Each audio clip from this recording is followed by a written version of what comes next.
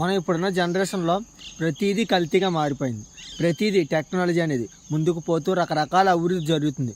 దాంతోపాటు మన నాశనాలను కూడా మనమే కొని తెచ్చుకుంటున్నాం. అదే కాకుండా పల్లెటూరులో పండించే ధాన్యాన్ని కల్తీ చేస్తున్నారు, పాలను కూడా కల్తీ చేస్తున్నారు. ఇప్పుడున్న జనరేషన్లో లీటర్ పాలు ఒక వాటర్ బాటిల్తో సమానం. ఎందుకో తెలుసా? ప్రతి ఒక్కరికి తెలుసు కల్తీ జరుగుతుందని. ఇంట్లో చిన్నపిల్లలు తాగుతున్నారు, చనిపోతున్నారు అని ప్రతి ఒక్కరికి తెలుసు. కానీ అదే పాలను వాడతాం. నిజానికి మంచికి వాల్యూ లేదు. ఏదైతే చెడు వాడుతామో దానికే వాల్యూ ఉంది. ఎందుకంటే ప్రతి ఒక్కరికి మంచిది కాదు అన్నారు అనుకో, దానికి వాల్యూ లేదు. ఎందుకంటే ప్రతి ఒక్కరి ఇంట్లో పిల్లలు ఉంటారు, అందరూ పాలు ప్యాకెట్లో వాడుతారు. ఎందుకంటే ఇక్కడ రెండే పాలు ఇస్తాయి, ఒకటి ఆవు, రెండు గేదె. అవే ప్యాకెట్లు మళ్ళీ బ్రాండ్లో, ఎందుకంటే అవి వేరే ఏమన్నా ఇస్తాయా? ఇప్పుడు గేదెలు ఆవులు మాత్రం పాలు ఇస్తాయి. మళ్ళీ ప్యాకెట్స్కి బ్రాండ్ ఉంటుంది, ఇంత క్వాలిటీ అని ఇంత క్వాలిటీ అని. అది ఏమి ఉండదు. గేదె పాలలో కొంచెం వెన్న శాతం మాత్రం ఎక్కువ ఉంటుంది. ఆవు పాలు కొంచెం చిక్కగా ఉంటుంది. చిక్కగా అంటే గేదె పాలు కొన్న ఫ్యాట్ ఆవు పాలు ఉంటాయి అంతే. అదే కానీ మళ్ళీ ఇందులో క్వాలిటీ అది ఇది ప్యాకెట్ వరకు వచ్చే వరకు క్వాలిటీ పెరుగుతుంది, రేటు పెరుగుతుంది, ఎంఆర్ఎఫ్ రేట్ కూడా పెరుగుతుంది. ప్రతిదీ పెరుగుతుంది. ఇక్కడ రైతు దగ్గర ఎంఆర్ఎఫ్ రేట్ అనేది ఉండదు. ఇది ఇప్పుడున్న జనరేషన్ ఇలా ఉందని ప్రతి ఒక్కరికి తెలుసు, ఇలా జరుగుతుందని. అదే పాలు తాగుతున్నాం. ఎందుకంటే ఆ పాలను బంద్ చేశారనుకో ఈ పాల రేటు పెరుగుతుంది. అది ఈ గవర్నమెంట్ని ప్రశ్నించొద్దు, ఎవ్వరూ ప్రశ్నించొద్దు. ఎవరికైనా ఏమన్నా అయితే పేపర్కి ఇస్తారు, మళ్ళీ ఏడుస్తారు, మర్చిపోతారు, మళ్ళీ అదే పాలు వాడుతారు. ప్రతి ఒక్కరికి తెలుసు, ప్రతి ఇంట్లో ఇదే జరుగుతుంది. ఇప్పుడున్న జనరేషన్లో ప్రతి పాలు ప్యాకెట్కి ఒక్కొక్క పేరుతో ఒక్కొక్క బ్రాండ్తో బయటకు వస్తుంది. అది పాతది పరిస్థితి. ఇప్పుడు ఎలా ఉందంటే రైతుల పరిస్థితి మరీ దారుణం. ఇప్పుడు ఆవులు అమ్ముకోవాలి, గేదెలు అమ్ముకోవాలి. అలా ఉంది పరిస్థితి. మన హెల్త్ నుంచి అసలు మనం చేసేది ఏంటి? బర్రె నుంచి వస్తే బర్రె పాలు, మనం తాగేదేంటి? ప్యాకెట్ నుంచి వస్తాయి ప్యాకెట్ పాలు. అవి ఆవు నుంచి బర్రె నుంచి అవి ఏమీ రావు. చాలా వరకు అవి కెమికల్స్, దాని నుంచి ప్యాకెట్ నుంచి తయారు చేస్తారు. నిజంగా 18 నుంచి 24 రకాల కెమికల్స్ ఉంటాయి. దాంట్లో డిటర్జెంట్ ఉంటుంది, తౌడు ఉంటుంది, యూరియా ఉంటుంది, హైడ్రోజన్ పెరాక్సైడ్ ఉంటుంది, సింథటిక్ కలర్ ఉంటుంది, అలాగే స్టోరేజ్ కెమికల్ ఉంటుంది. మళ్ళీ అది థిక్గా కనపడడానికి ఆల్బుమిన్ కలుపుతారు. మళ్ళీ ఎక్స్ట్రా కాల్షియం యాడ్ చేస్తారు, ఎక్స్ట్రాగా ఇవన్నీ యాడ్ చేస్తారు, తయారు చేస్తారు. కాబట్టి దాన్ని మనం తీసుకుంటున్నాం. అవి పాలు ఎలా అవుతాయండి? పాలు లాంటి పదార్థాలను తీసుకుంటున్నాం మనం.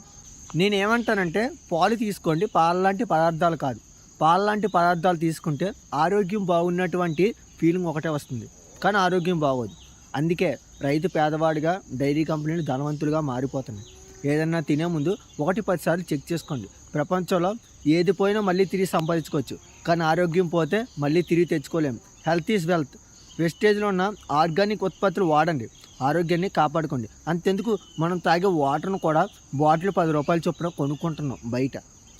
తాగునీరుని కూడా కొనుక్కోవాల్సి వస్తుంది. మళ్ళీ అది మామూలు వాటర్ కాదు, ఫిల్టర్ వాటర్ అంట, మళ్ళీ వాటర్ ప్యూరిఫైయర్ అంట.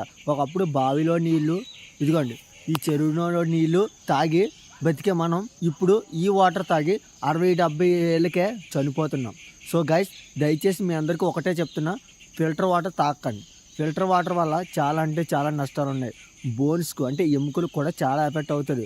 ఒక 5 నిమిషాల టైం ఖాళీ చూసుకొని పల్లెటూర్లంట లేదా పొలాల దగ్గర చాలా చోట్ల బోర్లు అయితే ఉంటాయి. వాటి దగ్గర వాటర్ క్యాన్ నింపి తెచ్చుకుంటే 2 రోజులు వస్తాయి. నేనైతే చిన్నప్పటి నుంచి బోర్ వాటర్ తాగుతున్నాను. ఇప్పుడైతే మంచిగా హ్యాపీగానే ఉన్నా. బయటికి వెళ్ళాక కంపల్సరీ తాగాల్సి వస్తుంది. తాగిన తర్వాత చాలా ఇబ్బందులు అయితే ఎదుర్కోవాల్సి వస్తుంది. ఈ పల్లెటూరుని ఉండి కూడా చాలామంది ఫిల్టర్ వాటర్ అయితే వాడుతున్నారు. దయచేసి వాటిని మానేయండి, అలవాటు చేసుకోండి. ఫిల్టర్ వాటర్తో వచ్చేది ఏమీ లేదు, మొత్తం కెమికల్స్, పౌడరైజేషన్ భారీగా ఎఫెక్ట్ అవుతుంది బాడీకి మొత్తం. నా మాట విని వాటర్ మానేయడానికి ప్రయత్నించండి. ఒక 5 నిమిషాల సమయం కేటాయించుకొని పల్లెటూరులో బోర్ల దగ్గర వాటర్ నింపుకొని పోతే 2 డేస్ వస్తాయి. నువ్వు అదే ఫిల్టర్ వాటర్ కొనుక్కొని చాలా దూరం నుంచి వెళ్ళి క్యాన్లు నింపుకొని వాళ్ళకి డబ్బులు ఇచ్చేసి వస్తావు కదా. కాబట్టి అవి మానేసి ఖచ్చితంగా మీ చుట్టుపక్కల పల్లెటూర్లనే ఉంటాయి, పొలాల గట్టుల దగ్గర ఎక్కడో ఒక బోర్లు ఉంటాయి. ఒక క్యాన్ నింపుకొని వచ్చామంటే 2 రోజులు చక్కగా తాగొచ్చు ఫ్రీగాను. కాబట్టి ఫిల్టర్ వాటర్ మానేయడానికి ప్రయత్నించాలి. అసలు ఆ పల్లెటూరు గురించి ఊహించుకుంటేనే ఎంత మంచిగా అనిపిస్తుంది. చెరువు గట్లు ఒకప్పుడు ఎంత మంచిగా ఉండేవి. 100 చెట్లు, ఎన్నో రకాల పక్షులు, వన్యప్రాణులు, వీటన్నిటికి తోడు పొద్దవగానే ఆ సూర్యకిరణాలు చేపలు పట్టడానికి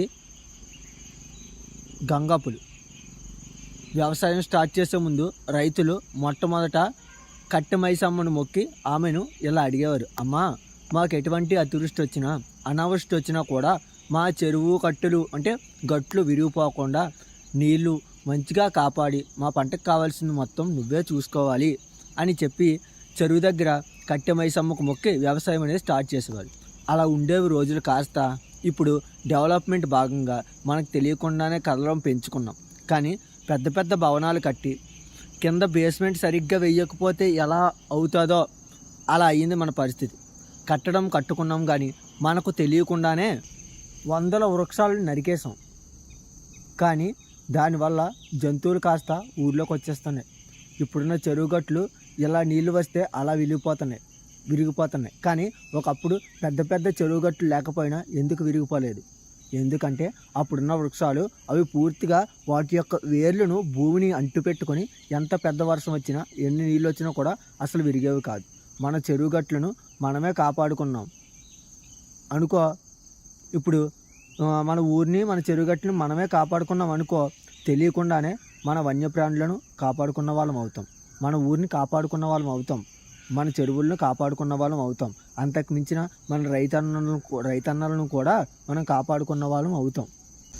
చెరువు గట్లను కాపాడే దిశగా ఈరోజు ఈ వీడియో చూశాక అన్నలు, తమ్ముళ్ళు, అక్కలు, చెల్లెళ్ళు నా ఆలోచనలకు మీ అడుగులు కలిపి ప్రతి ఒక్కరూ మన ఊరిని మనమే కాపాడుకుందాం అని మీరందరూ అనుకుంటారని నేను బలంగా నమ్ముతున్నాను. మొక్కలను పెంచండి, చెరువులను శుభ్రంగా ఉంచుకోండి, ఫిల్టర్ వాటర్ ఎంత వీలైతే అంత మానేయండి, అలవాటు చేసుకోండి. అలాగే ఇంకొక విషయం ఏంటంటే, బయట చెత్త అంతా తిని త్రాగి మీరు ఆరోగ్యాన్ని పోషించారంటే తర్వాత మీ ఆస్తులు అమ్మునా సరే ఆరోగ్యాన్ని కొని తెచ్చుకోను. ముఖ్యంగా ఈ కూల్ డ్రింక్స్ అనేది అస్సలు తాగొద్దు. ఈ కూల్ డ్రింక్స్ అనేవి తాగొద్దు. ఈ కూల్ డ్రింక్స్ విషం. ఇది చాలా బాటిల్స్లో నింపి కూల్ చేసి మనకి సెలబ్రిటీస్తో మరీ ప్రమోట్ చేసి మరీ మన చేత తాగిస్తున్నారు. ఎందుకంటే ఈ స్లో పాయిజన్ స్లోగా తాగితే కూల్గా హెల్త్ని చెడగొట్టాలని. మీరు ఎప్పుడైనా గమనించారా? వాళ్ళు కూల్ డ్రింక్స్ ప్రమోట్ చేస్తారు కానీ వాళ్ళు ఒక్క చుక్క కూడా తాగరు, ఒక్క డ్రాప్ కూడా తాగరు. అందుకే అవి తాగిన మనం ఎలా ఉన్నాం, 60-70 సంవత్సరాలు ఉన్నా సరే వాళ్ళు యంగానే కనిపిస్తున్నారు. ఇక్కడ నాకు ఒక డౌట్, గవర్నమెంట్ వీటికి పర్మిషన్ ఎందుకు ఇస్తుంది? అయినా ఇండియా గవర్నమెంట్కి జనాల హెల్త్తో పనే ఉంది, ఓట్లు కావాలి. కానీ గుట్కాలు, పాన్ మసాలా అమ్మినప్పుడు ఏం చేయట్లేదు. మనం ఈ పొలిటికల్ లీడర్స్కి ఖచ్చితంగా లా మేకర్స్కి మనం హెల్త్ గురించి పట్టించుకునే టైం ఎక్కడిది? వాళ్ళే తిట్టుకోవడానికి, కొట్టుకోవడానికి టైం సరిపోవట్లేదు. ఈ బ్రాండ్స్ అని అవి ఇవి హెల్త్ ప్రోడక్ట్లు అన్నట్లు మనల్ని నమ్మించి అవి తడిగుడ్డతో మనల్ని గొంతు కోస్తున్నారు.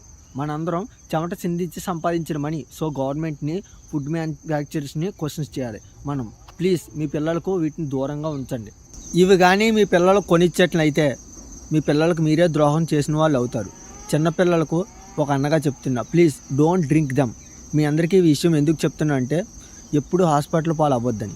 మన హెల్త్ని మనమే కాపాడుకోవాలి. అలాగే మన పళ్ళు పాడవడానికి మెయిన్ రీజన్ కూడా మనం ఇష్టపడి తాగే కూల్ డ్రింక్సే. అసలు ఈ కూల్ డ్రింక్స్లో pH వాల్యూ ఎంత ఉంటుందో తెలుసా? అసలు ఈ pH వాల్యూ కనుక్కున్నది సోరెన్సన్ అనే సైంటిస్టు. pH వాల్యూ ఎంత ఉంటే మన పళ్ళపై ప్రభావం అంత చూపిస్తుంది. pH వాల్యూ ఎంత తక్కువగా ఉంటే అంత ఎసిడిక్.